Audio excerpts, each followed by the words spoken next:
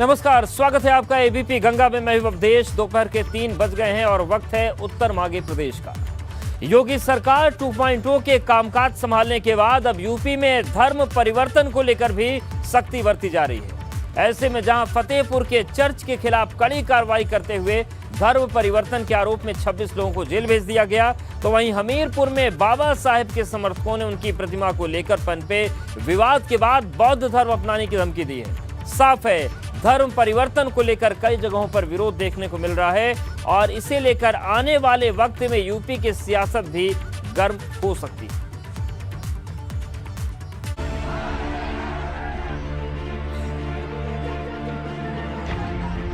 फतेहपुर में धर्म परिवर्तन का जाल।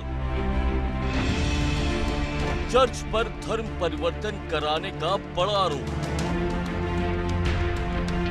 चर्च के बाहर वीएचपी कार्यकर्ताओं का हंगामा।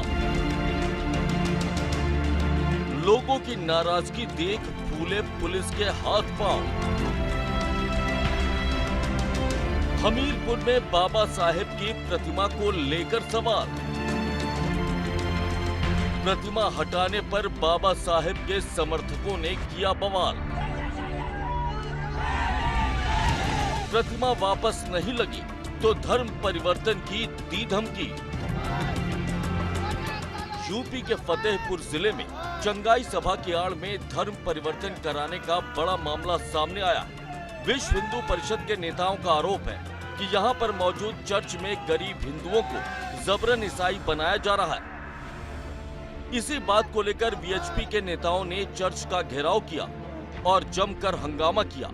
वीएचपी और बजरंग दल के कार्यकर्ताओं के विरोध प्रदर्शन को देख मौके पर पहुंची पुलिस के भी हाथ पांव फूल गए, जिसके बाद पुलिस ने कार्रवाई कर 26 लोगों को जेल भेज दिया। पहले आपको ये बताते हैं कि दरअसल ये पूरा मामला है क्या। फतेहपुर में वीएचपी कार्यकर्ताओं ने चर्च का घेराव किया, गरीब हिंदुओं का जबरन धर्म परिवर्तन कराने का आरोप लगाया। जानकारी मिलने के बाद पुलिस मौके पर पहुंची। चर्च के भीतर मौजूद 55 लोगों को हिरासत में लिया गया। 35 नामजद और 20 अज्ञात लोगों के खिलाफ केस दर्ज हुआ। पुलिस ने 26 लोगों को गिरफ्तार कर जेल भेज दिया। जेल जाने वालों में पादरी भी शामिल है।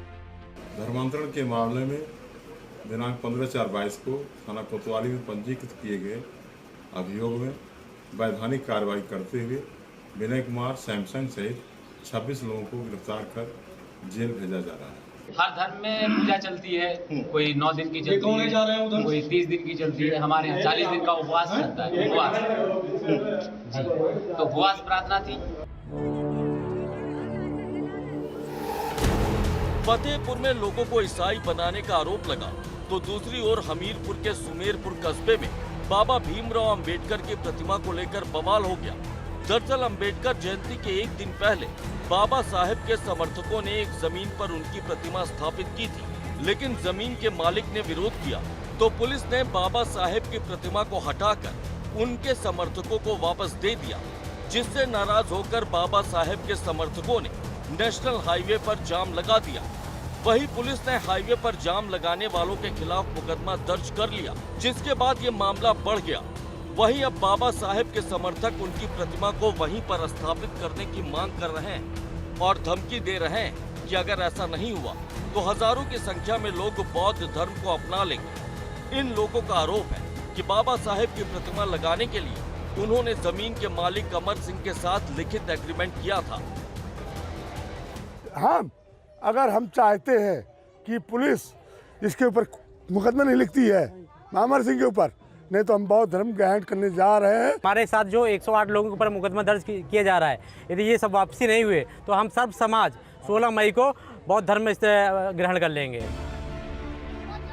साफ है कि धर्म परिवर्तन को लेकर जहां योगी सरकार बेहद सख्त है, तो वहीं कई जगहों पर धर्म परिवर्तन से जुड़े बड़े मामले सामने आ रहे हैं। जहां फतेहपुर में उस ईसाई मिशनरी के खिलाफ बड़ी कार्रवाई हुई, जिस पर गरीब हिंदुओं को ईसाई बनाने का आरोप लग रहा था, तो वहीं हमीरपुर में बाबा साहेब के समर्थक उनकी प्रतिमा हटाए जाने से इस कदर नाराज हैं कि वो अब बौद्ध धर्म अपनाने की धमकी दे रहे हैं। Bureau report, ABP Ganga.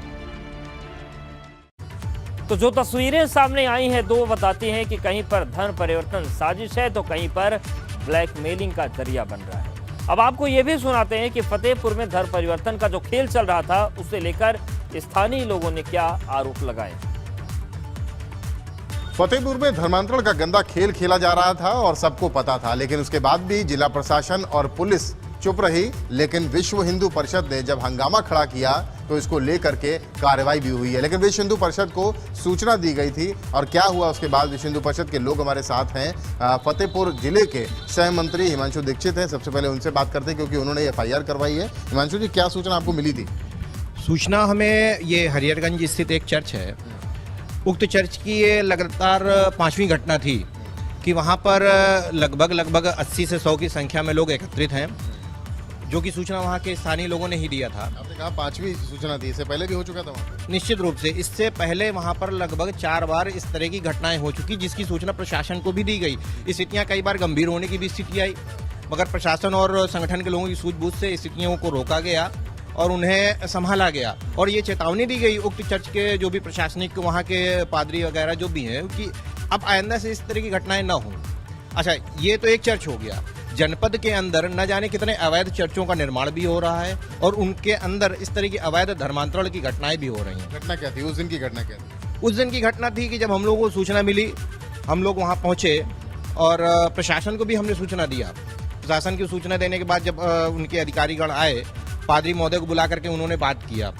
On video लोगों ने ताला लगा दिया था? नहीं, ताला किसने लगाया ये अभी तक स्पष्ट नहीं हो पाया। शायद जैसा कि सुनने में आ रहा है कि वहाँ के स्थानीय लोगों ने ही ताला लगाया था, क्योंकि वो सूचना देने के बाद वहाँ से लोग चले जाते थे। सूचना स्थानीय लोगों ने ही दी थी? सूचना स्थानीय लोगों ने दिया था और जैसे ही वहाँ प्रशासन आया, पादरी महोदय से बात किया, उस समय वीडियो भी बन रहा था। पादरी महोदय ने एक्सेप्ट किया कि हाँ, दूसरे धर्म के लोग यहाँ आते हैं और इस प्रार्थना सभा में वो सम्मिलित भी होते हैं। जो ये प्रार्थना सभा अभी चल रही थी, ये 40 दिन की होती है, 34 दिन चल चुकी थी, 6 दिन की बाकी थी और इसके बाद जो धर्मांतरण का प्रक्रिया है वो पूरा हो जाता है। जिन लोगों को 26 लोगों को गिरफ्तार किया गया था उनमें से कुछ को जमानत भी मिल गई है, लेकिन पूरे फतेहपुर में ये चौंकाने वाला मामला चर्चा का विषय बना हुआ है कि धर्मांतरण का खेल चल रहा है और जिला प्रशासन और पुलिस चुपचाप बैठे हुए हैं। फतेहपुर से कैमरामैन पंकज निगम के साथ रतीश त्रिवेदी, ABP गंगा। तो मामला बेहद गंभीर है। हमारे साथ फतेहपुर से संवाददाता रतीश त्रिवेदी जुड़ गए हैं और प्रयागराज से हमारे साथ हाईकोर्ट की वकील सहर नकवी जी भी जुड़ गए हैं। आप दोनों का बहुत स्वागत है। और सबसे पहले सहर नकवी जी, आपके पास ही आ रहे हैं। तमाम मामले सामने आते रहते हैं, कड़ी कड़ी कार्रवाई करने की बात कही जाती है, लेकिन आपको क्या लगता है किस स्तर पर कमी रह जा रही है कि ये मामले थमने का नाम नहीं ले रहे? कानून कमजोर है, प्रक्रिया कमजोर है या फिर और कुछ दिक्कत है? देखिए, कानून को तो नहीं कहा जा सकता कि कमज़ोर है। जब से महाराजा योगी आदित्यनाथ जी की सरकार आई है, ये 2020 में अध्यादेश भी लागू हो चुका है कि ये धर्म परिवर्तन के खिलाफ सख्त एक्शन लिया जाएगा। इसमें नोटिस का प्रावधान है। अगर ये लोग धर्म परिवर्तन करा भी रहे तो क्या इन्होंने लीगल प्रक्रिया पूरी की थी? DM के समक्ष प्रत्यावेदन दिया था इन्होंने कोई धर्म परिवर्तन कराने का? ये अवैध रूप से अगर कुछ चल रहा था तो ये प्रशासन की नज़र क्यों नहीं पड़ी? प्रशासन ने कहीं ना कहीं तो चूक करी है इस मामले में। जो इतना बड़ा मामला सामने आया, चौंकाने वाली घटना हुई है और मुझे लगता है कि ये पूरे उत्तर प्रदेश में चल रहा होगा ऐसा खेल। इसकी तो जांच होनी चाहिए। पूरी उत्तर प्रदेश लेवल पे एक कमेटी बननी चाहिए जो बड़ी जांच करे, वरना कानून का कोई मतलब नहीं है। कानून बनते रहेंगे, लोग फॉलो नहीं करेंगे, पालन नहीं करेंगे, तो क्या जनता का ऐसे ही हनन होता रहेगा, उनके अधिकारों का हनन होता रहेगा और ये बहुत गलत है। ये चौंकाने वाली ऐसी घटना है कि जिससे लोग भी शॉक्ड हैं कि आखिर एक जिले में, माना कि फतेहपुर में पकड़ा गया है, लेकिन मुझे लगता है कि फतेहपुर के अलावा ये पूरे उत्तर प्रदेश में चल रहा होगा। इसको बड़े लेवल पे जांच कराने की ज़रूरत है और पकड़ा जाए। हिंदू धर्म की हानि हो रही है इससे कि बताइए, कन्वर्टर अगर कर दिया जाएगा तो बाद में ये लोग ऑप्शन भी रहता है, इनको कुछ मान लिए कुछ फायदा होगा तब तो ये लोग धर्म परिवर्तन कर रहे हैं, बाद में ये लोग फिर भी अपने धर्म में वापस भी आ सकते हैं। ये भी प्रावधान है। सही है, क्योंकि तमाम मामले अलग अलग जिलों से आते रहे। हमारे साथ हमारे सहयोगी रतीश भी जुड़े हुए हैं। रतीश, 34 दिन की प्रार्थना पूरी हो गई थी, 6 दिन बाकी थे, लेकिन ये पूरी पोल खुली कैसे और अब क्या हो रहा है? लोगों की राय क्या है? देखिए अवधेश, ग्राउंड जीरो पर ABP गंगा है और क्षेत्रीय लोगों ने हमको घेर रखा है लगातार। हम सबसे पहले आपको तस्वीरें दिखाएं। चंगाई सभा, ये चर्च ठीक हमारे पीछे है और क्षेत्रीय लोग लगातार यहाँ पर संख्या में बढ़ते जा रहे हैं और ये सब कह रहे हैं कि ये बहुत दिनों से खेल चल रहा था। ये ऐसा नहीं कि गुरुवार को पहली बार निकल के आया है। इस चर्च की तस्वीर आपको दिखा दें, उसी पीछे मेरे चर्च है और चर्च में ये 5वीं घटना है जब धर्म परिवर्तन का ये मामला निकल करके सामने आया है। और लगातार लोग यहाँ पर आरोप लगा रहे हैं कि जिला प्रशासन को, पुलिस को वो रह करके बताते आए हैं, विश्व हिंदू परिषद को, बजरंग दल को बताते आए हैं और वो लोग आवाज़ भी बुलंद करते आए हैं, लेकिन बावजूद इसके बदस्तूर धर्मांतरण का ये खेल चलता रहा, धर्म परिवर्तन कराने का ये खेल चलता रहा। जो स्थानीय लोग हमारे साथ हैं, जो ठीक बगल में रहते हैं, उनसे ही शुरू करते हैं चर्चा। क्या नाम है आपका बेटा? जी, श्याम कुमार। श्याम जी, बताइए, क्या आप बता रहे थे बहुत सारे लोगों को यहाँ पर प्रलोभन देकर के लाया जाता था? जी हाँ, यहाँ पे मतलब कि यहाँ हमारे दुर्गा नगर में वहाँ पे भी दयाराम जी हैं, उनको उन्होंने पैसे देके धर्मांतर कराने के लिए उस दिन रात में उन्होंने बताया कि हमारे पास भी उन्होंने घर में पर्ची डाली थी, बुलाया था कि आप हमारे चर्च में आइए। आप पड़ोसी हैं, मतलब आप पड़ोस में ही रहते हैं? बगल में, गली बिल्कुल बगल में है। और हम भी इस तरह की हलचल यहाँ पर देखा करते थे? हलचल यहाँ देखा करते थे, जो अक्सर बिना जो दूसरे अदर कास्ट के लोग हुआ करते थे उनको वो लोग बुलाते थे यहाँ पर, जिनमें एक दो लोग को मैं जो है खुद व्यक्तिगत तौर पे जानता हूँ। कौन लोग थे, किस जात के थे? ये जो है निचले तबके के लोग हैं और गरीब लोगों में से हैं, शायद परेशान भी हों, और उनको लोग बुला करके चंगाई सभा में अपने बुला करके उनको उन लोगों ने उसे डेवलप कन्वर्ट कराया, जिसमें एक का नाम सुनाथा है। सुनाथा पहले नाम था उसका, सुनाथा जो है हमारे पिछले उससे बैकवर्ड से थी, क्या नाम है, निचली जात से, लेकिन उसको टारगेट करते थे। आप लोग ये बता रहे थे कि निचली जात के लोग जो होते थे उनको टारगेट करके यहाँ पर लाया जाता था। क्या कराया जाता था? धर्मांतरण कराया जाता था निश्चित रूप से। अक्सर ये लोग जाते थे दलित बस्तियों में जहाँ पर स्टैंडर्ड ऑफ लिविंग काफ़ी लो है, और उनको तरह तरह के लालच दिए जाते थे, उनको प्रलोभन दिए जाते थे और उनको यहाँ पर लाया जाता था चर्च में। उस दिन जब घटना हुई तो आप लोगों ने क्या देखा था? हम लोगों ने देखा कि यहाँ पे बहुत भारी मात्रा में भीड़ लगी हुई है। चर्च के अंदर कम से कम 90 से 100 आदमी के आसपास जो है अंदर लोग इकट्ठा हुए हैं, बैठे हुए हैं।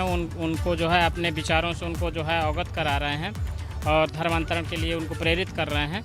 और ये सब देख, लालच वाली बात कहीं पर निकल के आई कि लालच दिया जाता था, प्रलोभन दिया जाता था, इस तरीके से? जी, लालच तो दिया जाता है कि आप आइए हमारी सभा में, हमारी प्रार्थना में आइए तो आपकी तबीयत ठीक हो जाएगी, आपको पैसा मिलेगा, आपको नौकरी मिलेगी। इस तरह का प्रलोभन दे के ये गरीब जनता, गरीब हिंदुओं को ला कर अपने यहाँ कन्वर्टेड कर। आप लोग हमें अभी बता रहे थे कि ये इससे पहले भी कई बार ऐसा हो चुका है। लगभग 3 से 4 बार घटना ऐसी हो चुकी है, बड़ी घटना है, जो पिछली सरकारों में हम लोगों को देखने को मिल रहा था। हम लोगों की मदद भी पिछली सरकारों में नहीं होती थी। इस बार बाबा की सरकार में प्रशासन का बहुत बढ़िया सहयोग मिला है और हमारे साथ मामले प्रयागराज में भी बहुत ज्यादा उठे, अन्य जिलों में भी उठे, ऐसी चीजें होती रहती हैं। आपके पास आएंगे, हमारे साथ सहर नकवी जी लगातार जुड़ी है। सहर जी, ये मसला तो हो गया ईसाई मिशनरीज का, प्रयागराज से जुड़ी हैं, आपको पता होगा किस तरीके से नैनी क्षेत्र में कई बार आरोप लगे कि धर्मांतरण के। इसके अलावा दूसरा मसला लव जिहाद के मसले आ जाते हैं, आगरा में बवाल मचा हुआ है, वो हुआ। तीसरा मसला हमीरपुर का है, जहां पर लोग ये कह रहे हैं कि बाबा साहब अम्बेडकर की अगर प्रतिमा उस जगह पे नहीं लगाई जहां चाहते हैं, निजी जमीन है उस पर नहीं लगाई तो बौद्ध धर्म चले जाएंगे। तो ये क्या, ये जो धर्म परिवर्तन है ये हर किसी का मोहरा बन गया है क्या? कोई जिहाद कर ले, कोई ब्लैकमेलिंग कर ले, कोई अपने धर्म को बढ़ा ले, मतलब हर तरफ से धर्मांतरण पर खेल चल रहा है। यही खेल तो मुझे समझ में नहीं आ रहा, आखिर राजनीति का स्तर इतना क्यों गिर गया है? ये राजनीति कहाँ जा रही है हमारे देश की? हमें यही नहीं समझ में आ रहा है कि लोग एकदम शांत बैठे हुए हैं, लोगों के अधिकार क्या रह गए हैं? कोई भी एक आता है और कहता है धर्म परिवर्तन करे, लालच दे दी। पहली बात तो सनातन धर्म को खत्म किया जा रहा है, सनातनी परंपरा को ये बहुत बड़ी चोट है अगर धर्म परिवर्तन कराया जा रहा है। नैनी में जिस तरह से घटना सामने आ रही है, कोई अंबेडकर जी की प्रतिमा लगाना गलत नहीं है, लेकिन अगर आप इस इंटेंशन से लगाते हैं कि हम वोट कन्वर्ट कर लेंगे या नेता बड़े बन जाएंगे, तो ये गलत बात है, एक क्राइम है। इस पर जांच होनी चाहिए कि आखिर ये कौन से संगठन है जो सरकार को भी चोट पहुंचाना चाहते हैं। मुझे लगता है कि महाराज जी से सरकार से पीड़ित लोग, क्षुब्ध लोग हैं जो ये उनकी सरकार को चोट पहुंचाना चाह रहे हैं। सरकार अच्छी चल रही है, ये विपक्ष को बर्दाश्त भी नहीं हो रहा होगा। मुझे लगता है कि ये सारा मिली जुली साजिश चल रही है। इस पे उत्तर प्रदेश लेवल में अगर कमेटी कॉन्स्टिट्यूट करके जांच होती है तब ये सारी चीजें निकल के सामने आएंगी। नैनी में बिल्कुल सर जी, एक सवाल मेरा हमीरपुर को लेकर है। जिस तरीके से अम्बेडकर प्रतिमा को लेकर बवाल मचा है, वो लोग कह रहे हैं कि हम पर जो हाईवे जाम करने का मुकदमा है वो नहीं हटाया गया तो हम धर्म परिवर्तन कर लेंगे। कानून क्या कहता है इस चीज को लेकर? क्या वो धर्म परिवर्तन कर सकते हैं? एक प्रक्रिया है। देखिए, प्रक्रिया तो धर्म परिवर्तन करने में जो अभी गजट आया है हुआ 2020 में जो गजट लागू हुआ है उसमें प्रक्रिया तो है, लेकिन आप प्रॉपर प्रक्रिया के तहत अगर करते हैं, डीएम आपको परमिशन देते हैं, डिस्ट्रिक्ट मजिस्ट्रेट आप उनके समक्ष प्रत्यावेदन रखते हैं, 1 महीने की नोटिस का प्रावधान है, तब आप उसको लीगल प्रोसेस में आप कर सकते हैं। लेकिन अगर आपके बीच में मन बदलता है तो आप वापस अपने धर्म में जा भी सकते हैं। अंबेडकर प्रतिमा का प्रलोभन देकर, इस चीज़ का प्रलोभन देकर अगर ये कहीं से नक्सस चल रहा है धर्म परिवर्तन करने का निचले तबके का, या भी जो भी कमज़ोर वर्ग के लोग हैं उनको टारगेट कर रहे हैं, ये टोटल मुझे तो यही समझ में आ रहा है कि सनातन धर्म को, सनातन परंपरा को ये चोट पहुंचाने की बहुत बड़ी साजिश है। ये इससे हिंदू धर्म कमज़ोर हो जाएगा। देखिए, मैं जो भी हूँ, मैं शहर नकवी हूँ, लेकिन सही चीज़ें तो मैं भी बोलूँगी, समझ में तो मुझे भी आ रही हैं सही चीज़ें, कि आखिर ये निचले तबके को या निचली कम्युनिटी को इस तरह से क्यों टारगेट किया जा रहा है कि हम बाबा साहब भीमराव अम्बेडकर जी की प्रतिमा लगाएंगे। क्या वो बजरंग बली को नहीं मानते? क्या वो भगवान राम को नहीं मानते? आप उनकी भी प्रतिमा लगाइए, तब उनसे कहिए कि आप धर्म परिवर्तन कर लीजिए, तब वो नहीं करेंगे, क्योंकि उनको पता है कि अम्बेडकर जी की प्रतिमा को अगर टारगेट करेंगे, हिट करेंगे उनका ज्वलंत मुद्दा, तभी वो हमारे धर्म में आने के लिए सोचेंगे। बिल्कुल। और सर जी, एक सवाल और भी है, जो आगरा में मामला सामने आया, फतेहपुर में मामला सामने आया लव जिहाद को लेकर, इन मामलों पर लगातार ये मामले ऐसे बढ़ रहे हैं, लगातार आते हैं, क्या कड़ा संदेश नहीं जा पा रहा है लोगों के बीच? क्योंकि हर बार इस तरीके के मामले आते हैं तो कुछ मुकदमा दर्ज होता है, FIR दर्ज हो जाती है, लेकिन सिलसिला थमने का नाम नहीं ले रहा है। जी, देखिए, पुलिस की कार्यवाही जहां पर ढीली हो जाती है वहां पर सिलसिला थमने का नाम नहीं लेता है।